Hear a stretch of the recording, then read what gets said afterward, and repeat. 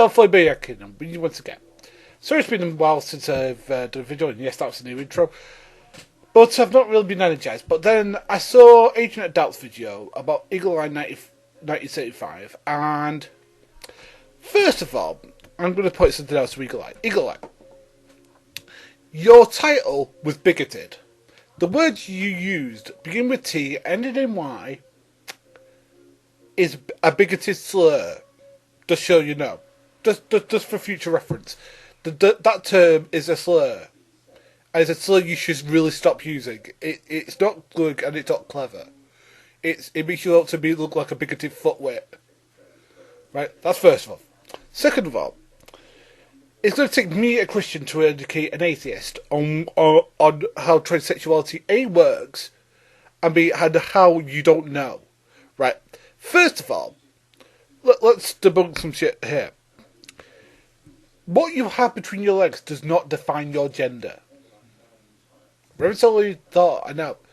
It's your brain chemistry and gender identity that defines what gender you are. And you said, what was it? There are things that you said that I'm going to get to in a minute. But again, what gender you are is determined by your brain chemistry. Again, there are people who are in transition. So who are you to say what stage of transition they can start to think of them as female? Maybe start thinking, again, who are you to, and who is the government, by the way? If that person starts to think of themselves as female, they should go to the female restroom. There should be no ifs, buts, buts, or maybes about that. If they determine themselves to be female and would feel uncomfortable going to the male because that's not how they identify themselves, that's not how they feel inside, then who are you or anybody else to force them to not go there?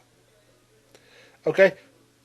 The same thing with male. If you identify, gender identify as male, you should be able to go to the male bathroom with no ifs, ands, or maybes. Okay? So that's first of all. Second of all, brain chemistry is a thing we understand now. And we understand what makes people female and male. Sometimes it can take years to trigger in somebody, but it is there from birth. It is something that brain chemistry does bring out, that sometimes people are born with a female, an idea that they are female. They're feeling inside that they're called, they've been born into the wrong body. And sometimes it takes, as I said, years or decades for that feeling to come to work, or for you to realise you had that. But again, that is the thing, is that that it is real. But that's not as offensive as the next thing you said. The next thing you said was that, well, the majority have said that it's offensive, and the fact that they're having feelings hurt is wrong. First of all, that was the same argument that people use to keep white people and black people in your country from having the same, that it makes the white people uncomfortable to share with blacks. You know what? I don't care whether you're white, black, or green, or grey, or whatever. I don't mind seeing the bathroom with you. Just wash your hands beforehand, God's sake. And that goes to if you're transgender or homosexual. Wash your hands, I couldn't give shit. And it should be the same for you, Mr. Eagle-Eye. Next, and this is the worst thing, was that he started saying, well, I'm not letting my kids using targets. Why? Because they let people who identify as male use the male toilets, and people who identify as female use the female toilets. Oh, how revolutionary of them. You know, why is that wrong, Mr. Eagle-Eye? Explain to me why that's wrong. Explain to me why somebody who identifies as female, even if it gives you an icky feeling inside, shouldn't be able to use a female toilet. Or somebody who identifies as male shouldn't be able to use a male toilet. Because he's going to give you... Again, how are you going to know? Again, I tend to look at my own genitals and where I'm aiming when I use a bathroom. You know, I tend to wash my hands and look at them. I tend not to look at other people's junk when I'm in the bathroom. Call me weird, I tend not to do that. I think most people are the same. They don't really tend to look at other people's, don't have a quick, shifty look. Because, you know what? Most people aren't pervs. Most people are just normal people who just go about their business. I don't care what the other person's packing. Again, and if someone determines themselves to be male and has a vagina, or somebody who determines them female and still has a penis, who are you to tell them that they're not male or female? Again, you don't know how far into their transitions they've gone.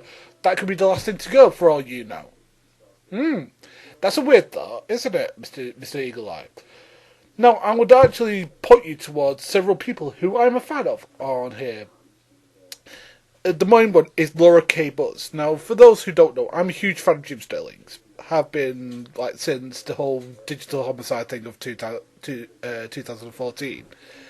And one of the people he has on there is called Laura Kate, who is a trans woman. Now, at the moment, and I don't think this is any spoilers because she had a Kickstarter, GoFundMe campaign, whatever it is,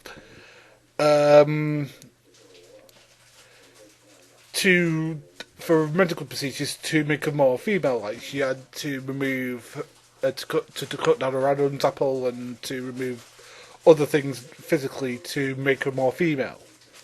So who are you to tell her that she's not female, Mr. Eagle-Eye? She identifies as female. She identifies as a lesbian. She's engaged to a woman.